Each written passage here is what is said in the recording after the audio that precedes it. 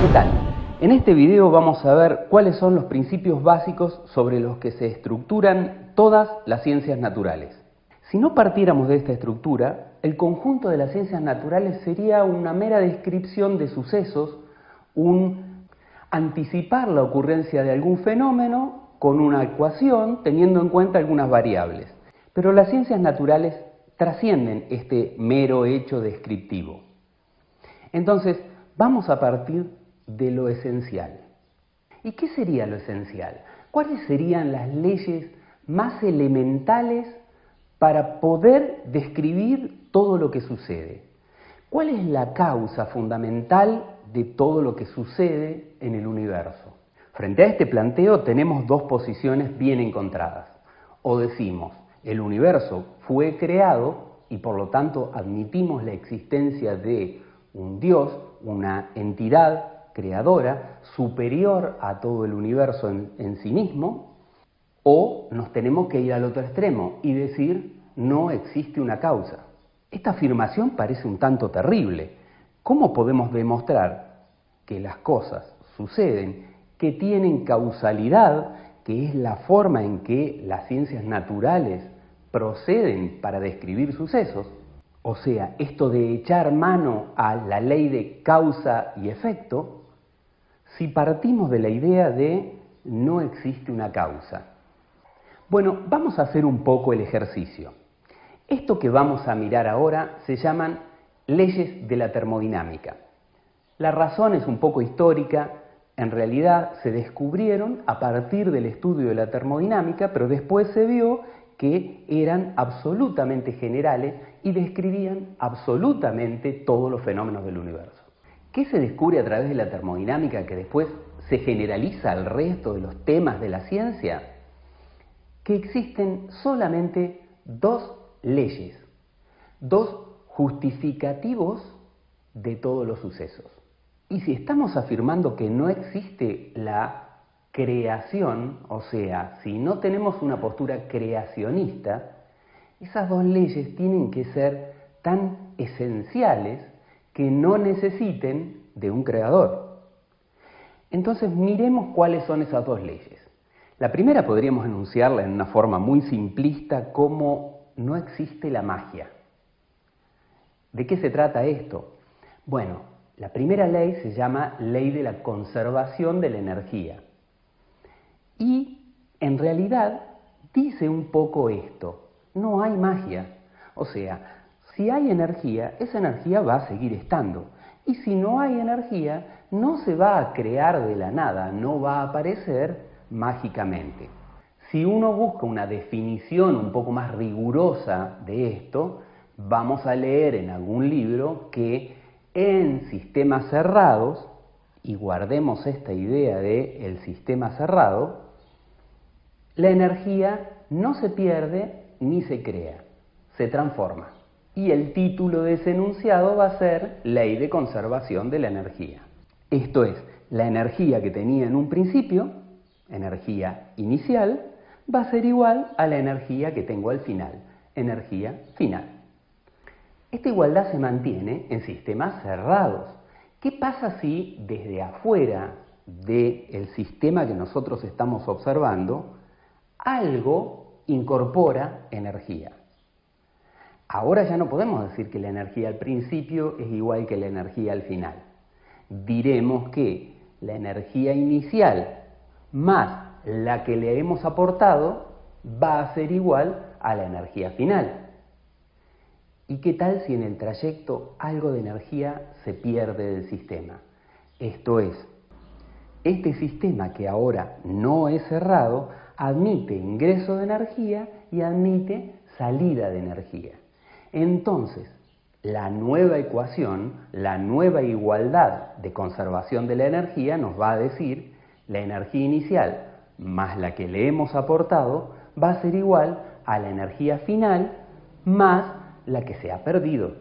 Ahora sí tenemos una ecuación bien generalizada para cualquier tipo de sistema. ¿Qué idea sostuvimos ahora para comenzar a pensar en la ciencia? Que no existe la magia, que las cosas no se crean ni se desaparecen porque sí. La segunda ley nos habla de por qué ocurren los sucesos. Y nuevamente tenemos la limitación de no echar mano a la existencia de un ser que por su propia intencionalidad decida cómo van a ocurrir las cosas. Y aquí la afirmación de la ciencia es muy temeraria.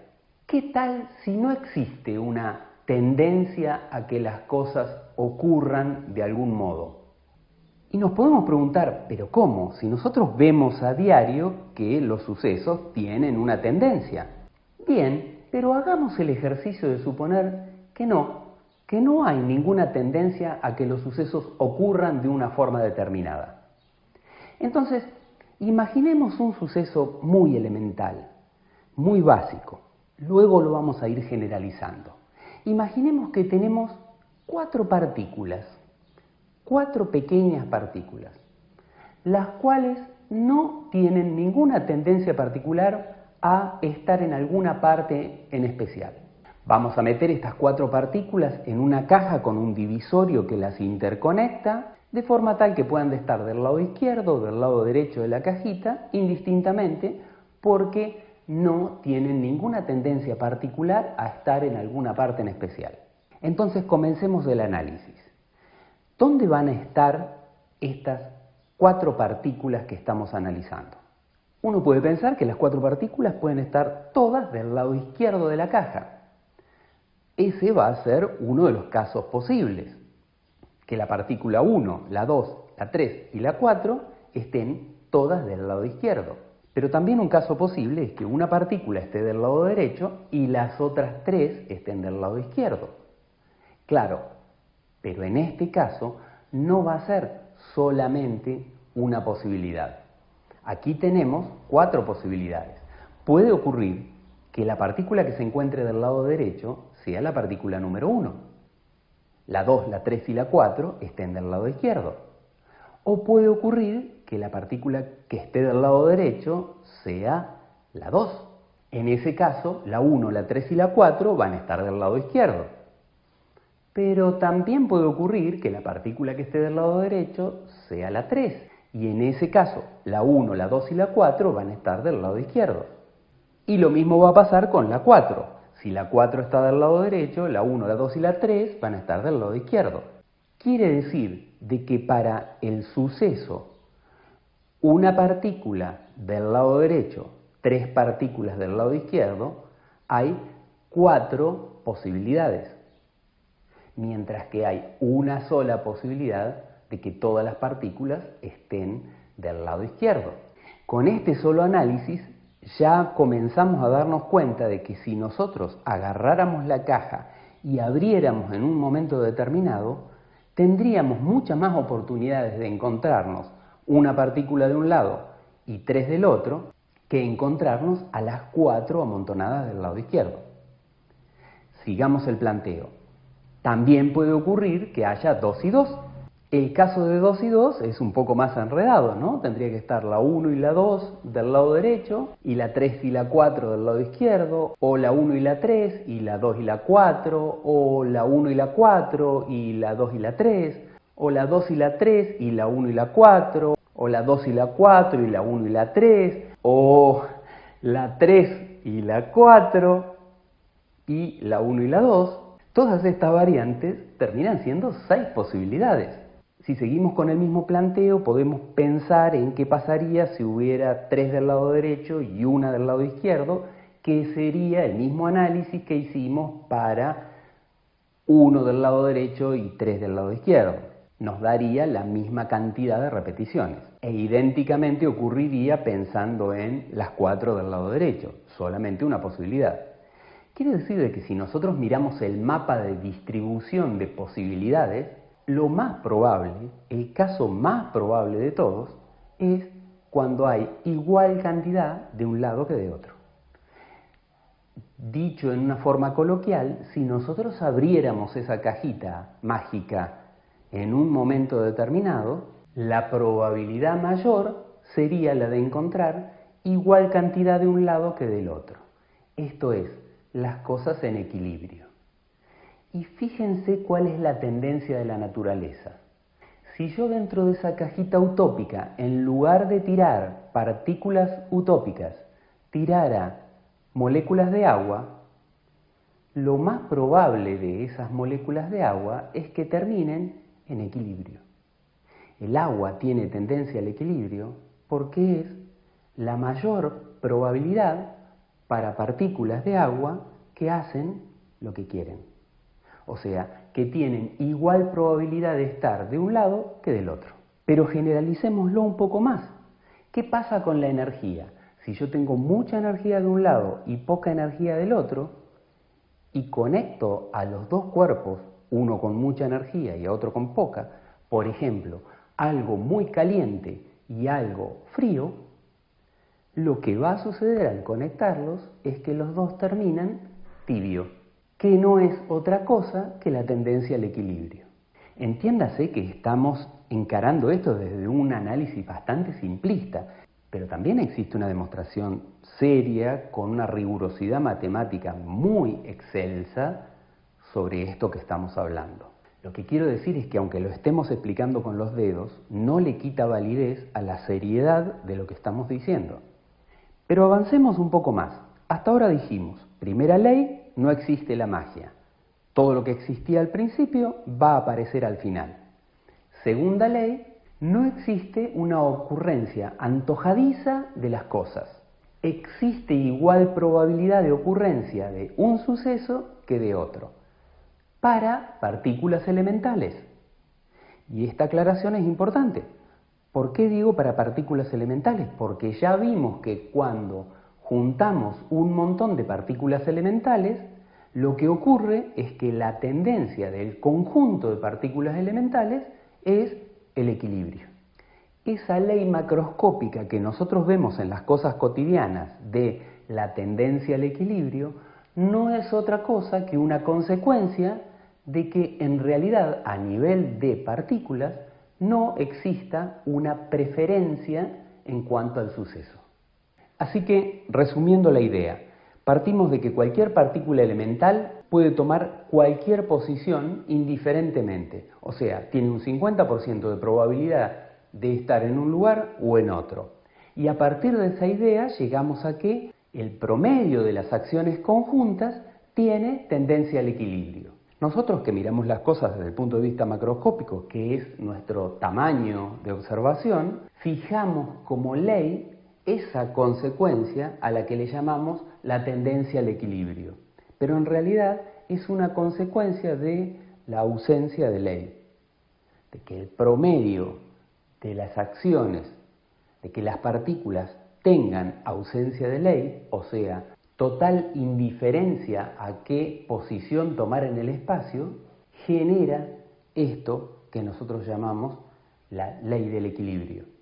Pero ahora que ya sabemos que las cosas tienden al equilibrio, demos un paso más. Imaginemos un sistema cerrado que esté integrado por dos fuentes totalmente desequilibradas en cuanto a su energía.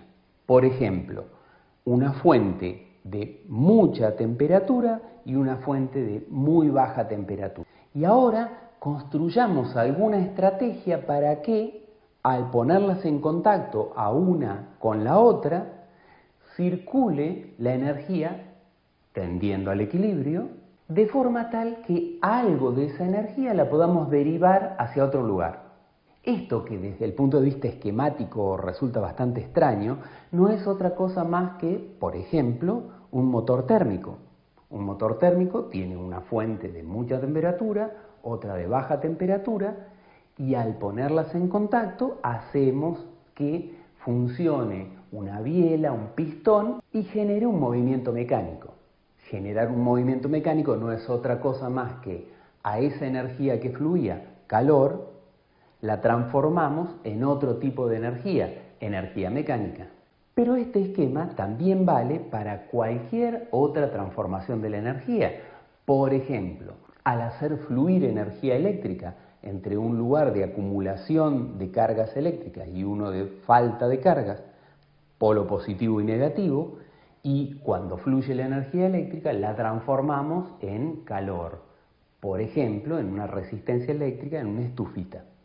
O sea, cualquier fenómeno donde podamos hacer fluir energía y de alguna forma la transformemos en otra, o sea, en todas las transformaciones de energía de la naturaleza, va a ocurrir algo muy particular. Miremos este detalle. Supongamos que queremos hacer un motor absolutamente perfecto. Perfecto tanto que toda la energía que fluye desde la fuente de máxima temperatura se transforma en energía mecánica. Toda la energía que se pone en juego en el motor sirve para producir movimiento.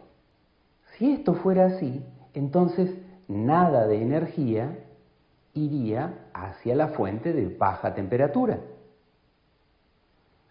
Pero si nada de energía va hacia la fuente de baja temperatura, quiere decir que la energía no fluye tratando de producir un equilibrio. Y la única causa de que se produzcan las transformaciones de energía es la tendencia al equilibrio. Esto que acabamos de deducir mirando el conjunto de partículas y su tendencia general. O sea, ninguna transformación de energía, ya sea en un motor o ya sea en cualquier comportamiento de la naturaleza, puede transformar absolutamente toda la energía que se pone en juego en otro tipo de energía. Dicho de otra forma, todas las transformaciones de energía, todos los motores, todos los circuitos eléctricos, todos los sistemas biológicos, todo lo que transforme energía es ineficiente. ¿Y qué decimos con ser ineficiente? Que no tiene una eficiencia del 100%. Esto es, siempre se va perdiendo, y aquí va una palabra difícil de repetir, se va perdiendo utilizabilidad de la energía. Y esto no contradice la primera ley. Dijimos, la energía se conserva, y ahora estamos diciendo que la energía se va a perder. No. Dijimos que la energía va a perder utilizabilidad. Esto es, va a fluir buscando el equilibrio y por lo tanto, cuanto más equilibradas están una fuente con la otra, menos posibilidades tienen de seguir fluyendo. Digo, en algún momento van a terminar las dos con la misma temperatura y por lo tanto no va a fluir de una a la otra porque no hay necesidad de buscar ningún equilibrio. Entonces, si bien toda la energía está ahí, sigue estando ahí, la energía no se pierde, ha perdido sí la utilizabilidad. Este es otro concepto más que podemos sacar de ese principio del que partimos, el caos. Las partículas no tienen ninguna ley en particular que las rija. En primer lugar, habíamos deducido la tendencia al equilibrio y ahora, con la tendencia al equilibrio, deducimos que todas las transformaciones de energía pierden utilizabilidad de la energía. A este concepto, el de pérdida de la utilizabilidad de la energía, las ciencias naturales lo cuantifican con un número y al valor de ese número le llaman entropía. Entonces, cada vez que hablemos de entropía, vamos a estar hablando de cuánta pérdida de utilizabilidad tiene una transformación de energía. Así, la física habla de entropía en los procesos físicos, la química habla de entropía en las transformaciones químicas y la biología habla de la entropía de los seres vivos. A todos ellos podemos verlos desde el punto de vista teórico como una máquina, como un sistema donde el mantener diferencias de energía entre dos puntos diferentes hacen que se produzcan transformaciones en su interior. Esa es la razón por la cual, básicamente, todos los seres vivos necesitan de la alimentación. Mantener siempre una diferencia de energía entre el sistema interno y lo que absorbe. Y es la misma razón que genera las transformaciones químicas exotérmicas o endotérmicas. Pero paremos aquí. Son muchas ideas juntas. Vamos a hacer un poco un resumen de lo dicho hasta el momento y el resto lo dejamos para otro video. En primer lugar dijimos que si en el universo no existe ningún tipo de ley que rige el movimiento de las partículas, estas, en promedio, en su conjunto, van a tender al equilibrio. Y eso es lo que vemos cotidianamente. Las cosas tienden a buscar un punto medio, un punto de equilibrio. Una vez que llegamos a esa idea, pudimos deducir que la energía, cuando se transforma, nunca alcanza el 100% de la eficiencia. Si la única cosa que mueve la energía es la tendencia al equilibrio, no podemos fabricar una máquina que use el 100% de la energía que entra y la transforme, porque entonces no pasaría energía hacia el lado más frío o hacia el lado de menos energía, y por lo tanto no habría una tendencia al equilibrio. No hay forma de que se transforme la energía sin tendencia al equilibrio. Algo de energía va a pasar a la fuente de menor valor. Entonces, nunca se logra un 100% de la transformación. Esta pérdida de utilizabilidad de la energía es lo que nosotros vemos a diario como degradación. La manzana que se pudre, el vaso que se cae y se rompe, los metales que se oxidan. Entonces la ciencia le pone un valor, una medida a ese fenómeno de pérdida de la utilizabilidad de la energía y le llama entropía. El resto lo vemos en el próximo video.